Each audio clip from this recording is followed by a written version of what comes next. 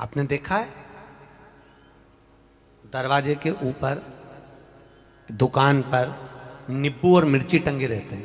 दरवाजे पर नींबू मिर्ची टंगा रहता है।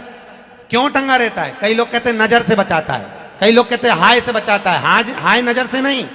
विष्णु पुराण की कथा शिव महापुराण वर्णन कर रही है नींबू मिर्ची दरवाजे पर इसलिए टांगा जाता है क्योंकि लक्ष्मी और दरिद्रता ये दोनों बहनों प्रतिदिन हर एक व्यक्ति के घर में आना चाहती है। लक्ष्मी और दरिद्रता दोनों घूमने निकलती है, रोज निकलती है घूमने के लिए और रोज सबके घर में आती है, प्रतिदिन आती है। बस अंतर इतना है कि दरवाजे पर नींबू और मिर्ची टांग देने से दरिद्रता अंदर नहीं जाती, बाहर की बाहर खाकर भाग जाती है और मिठाई फ्रिज में रखी जाती है जिससे लक्ष्मी घर के अंदर पहुंच जाती है।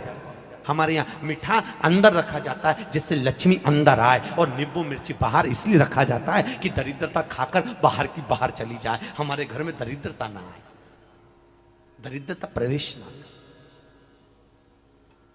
खट्टा और तीखा बाहर। इसलिए महाराज घर में नींबू और मिर्ची इन दोनों को अलग अलग डलिया में रखते हैं।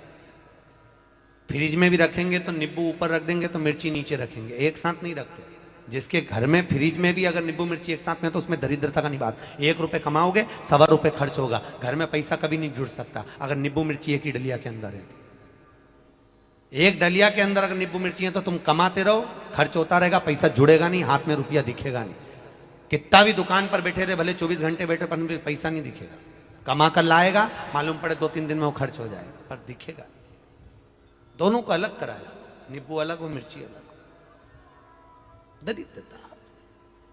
महाराज दुसा मुनि दुर्वासा जी से पूछते हैं इसको कहां लेकर जाऊं, मेरी पत्नी को कहां ले जाऊं, ये दरिद्रता जाए तो जाए कहां, इस दरिद्रता को कहां लेकर जाऊं, कहां रखूं इसको। इतने में दुर्वासा जी ने कहा सुन दुसा मुनि, अपनी पत्नी दरिद्रता को अगर कहीं लेकर जाना है तो जो नारी जो स्त्री शाम के समय पर चोटी करती हो, झाड़ू लगाती हो, या जो स्त्री दोपहर में सोती हो, उसके घर में इस दरिद्रता को लेके प्रवेश कर जाना। जो दिन में सोती हो, जिसके यहां रात में बर्तन झूठे पड़े रहते हो, जिसके यहां रात्रि में बर्तन झूठे पड़े हो, उसके घर में इसको लेकर प्रवेश कर जाए। प्रवेश दरिद्रता। महाराज भगवान विष्णु ने दरिद्रता देवी को देखकर कहा अरे ओ दरिद्रता देवी, लक्ष्मी जी की बड़ी बहन ज्येष्ठा, आप पीपल के वृक्ष के नीचे बैठी हो, इस पीपल के पेड़ के नीचे हम लक्ष्मी जी के साथ शनिवार के दिन आपसे मिलने के लिए आए हैं। शनिवार के दिन जो पीपल के वृक्ष के नीचे दिया लगाएगा उसके घर में कभी संपदा की कमी नहीं होगी। सारे दिन पीपल के वृक्ष के नीचे हमारा निवास होगा। इतने में दरिद्रता खड़ी होकर बोली रे नारायण, तुमने अपने मन की बात कह दी कि 7 दिन तुम्हारे होंगे, ऐसा नहीं हो सकता, इसमें 1 दिन मेरा हो। तो भगवान विष्णु ने कहा कौन सा दिन? दरिद्रता कहती है रविवार के दिन इस पीपल के पेड़ के नीचे मैं नृत्य करूंगी। और अगर पीपल के वृक्ष के नीचे रविवार के दिन जो परिक्रमा करेगा या पीपल के पेड़ के नीचे आएगा, उसके साथ में उसके घर में प्रवेश करूंगी। इसलिए हमारे हिंदू धर्म में रविवार के दिन पीपल के पेड़ के नीचे नहीं जाया जाता, पीपल की पूजन नहीं करी जाती, पीपल की परिक्रमा नहीं करी जाती। कौन से दिन? जम के बोलो जरा, रविवार। और जिसके यहाँ दीवाल पे पीपल लग जाता है या कहीं पीपल का पेड़ लग गया अपने दीवाल पर, घर में कहीं पर भी, तो पीपल निकालने का भी नियम है। अगर आप दीवाल में से पीपल निकालोगे तो बार बार काटोगे, बार बार लग जाएगा, फिर काटोगे फिर लग जाएगा, फिर निकालोगे फिर लग जाएगा। दीवाल में पीपल लगता ही रहता है। अगर दीवाल के पीपल को निकालना है तो नींबू और मिर्ची इन दोनों को 3 घंटे पहले पीपल के पेड़ के नीचे रख दीजिए और रखने के बाद में फिर पीपल को रविवार के दिन उखाड़कर कहीं दूसरी जगह लगा दीजिए। उसके बाद कभी दीवाल में पीपल नहीं लगेगा, कभी भी नहीं लगेगा। पर पहले 3 घंटे पहले नींबू मिर्ची अपन को पीपल के पेड़ के नीचे रखना पड़ेगा, तब पीपल निकल। लक्ष्मी जी ने मिठाई रख ली और मिठाई का डब्बा लेकर लक्ष्मी जी अपनी बहन से मिलने के लिए पीपल के पेड़ के नीचे आ गई। लक्ष्मी के साथ जैसे पीपल के वृक्ष के नीचे आए, आते से भगवान नारायण ने लक्ष्मी जी से कहा, लक्ष्मी तुम्हारी बहन बैठी है। लक्ष्मी जी ने मिठाई का डब्बा दिया। मिठाई का डब्बा देते ही दरिद्रता ने मिठाई का डब्बा फेंक दिया और फेंक कर बोली, लक्ष्मी तू जानती नहीं है मुझे क्या पसंद है और मेरे लिए तो मिठाई लेकर आई है। लक्ष्मी जी ने कहा, जी मैं जानती हूं तुझे क्या पसंद है, तुझे खट्टा और तीखा पसंद है। क्या पसंद है? खट्टा और तीखा। मैं जानती हूं तुझे खट्टा और तीखा पसंद है, पर मैंने सोचा तेरी शादी हो गई है, शादी होने के बाद तो तुझे मीठा पसंद आएगा। तो इतने में दरिद्रता बोली, अरे लक्ष्मी तूने मेरा अपमान करा है, मेरे लिए मिठाई लेकर आई है, लाना था तो मेरे लिए खट्टा और तीखा लेकर आना था।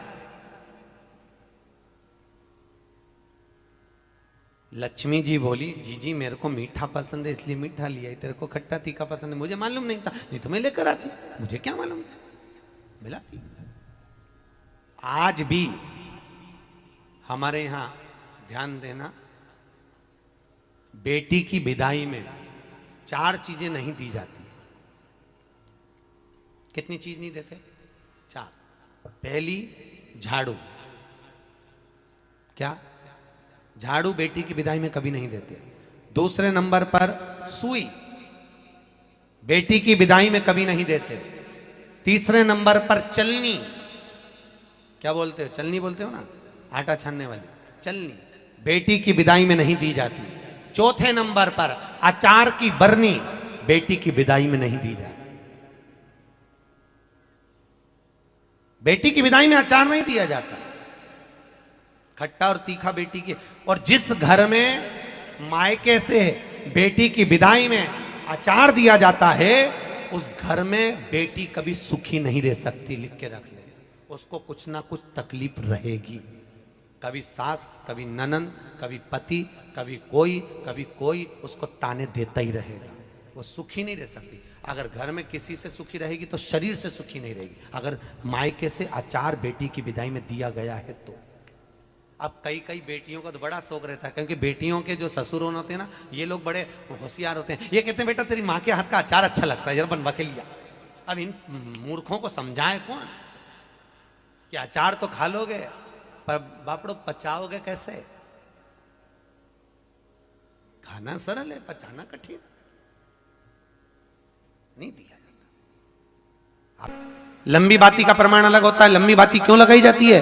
भगवान के मंदिर में, दीप में, देवियों की पूजन में, लक्ष्मी की वृद्धि के लिए। कौन से देवता क्या लंबी बत्ती लगती है और कौन से देवता क्या गोल बत्ती लगती है, उसका भी प्रमाण वर्णन। किसी देवी की पूजन करो तो लंबी बत्ती आती है, कुल देवता की पूजन करो तो लंबी बत्ती आती है। किसी मंदिर में किसी देवता को लगाने जाओ तो गोल बत्ती लगती है, उसका भी प्रमाण है। लंबी बत्ती जहां लगाई है, अगर लक्ष्मी के सामने लगाई है तो लक्ष्मी की लंबाई बढ़ती है, लक्ष्मी की वृद्धि बढ़ती है।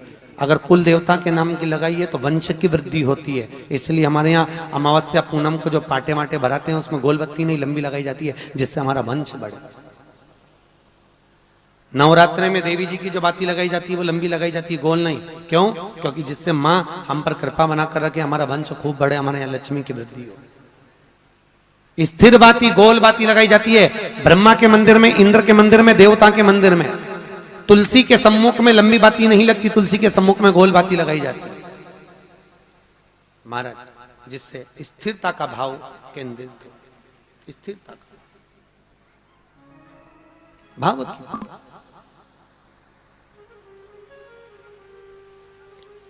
पीपल के वृक्ष के नीचे कभी लंबी बाती नहीं लगती, बड़ के पेड़ के नीचे कभी लंबी बाती नहीं लगती, आंवले के पेड़ के नीचे कभी गोल बाती नहीं लगती।